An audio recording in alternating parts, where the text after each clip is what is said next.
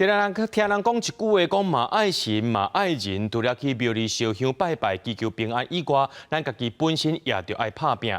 最近就有人伫咧网络顶头利用这龙耳门圣保庙过脑讲的名字，讲会当替人求姻缘、斩桃花，甚至是卖法宝等等，而且这费用是拢开真悬。目前已经有5个人向圣保庙反映，庙方也讲绝对无这款的服务，提醒民众千万唔通去哄骗。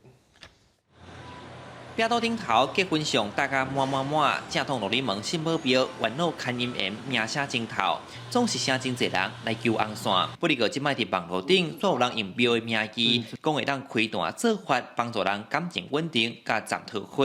陆续团主民众互人骗，甚至连国外信众嘛险互人拐钱。我们就经常争执吵架嘛，然后反正就是他看到这个他就去问嘛。 后来他有跟他说，不知道就是什么一个什么类似祈福包什么东西，要跟他收15000块。我就说，所以我去柜台问就会知道你的。他说对，没有错。然后他说没有这个人。我们的家可能给他3房的个人跟钱5000块。骗民众安尼我感觉无好。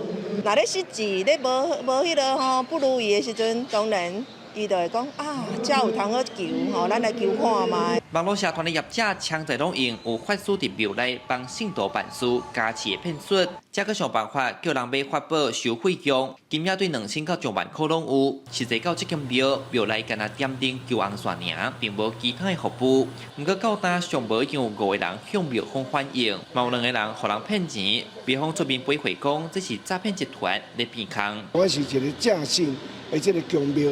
所以我无咧做迄种法事的这个代志安尼，阮遮吼你若要求元老、求姻缘、求好贵人缘，你拢爱亲身来到阮圣保庙来。如民众发现受骗，请提供相关事证，本分局将依法侦办，并呼吁民众可以同步利用脸书及相关社群网站检举功能。针对假元老咧骗钱，警方呼吁受害者出面报案。 庙方嘛指出，有任何问题会当直接去庙，也是打电话做询问，以防诈骗事件搁发生。记者李上台南采访报道。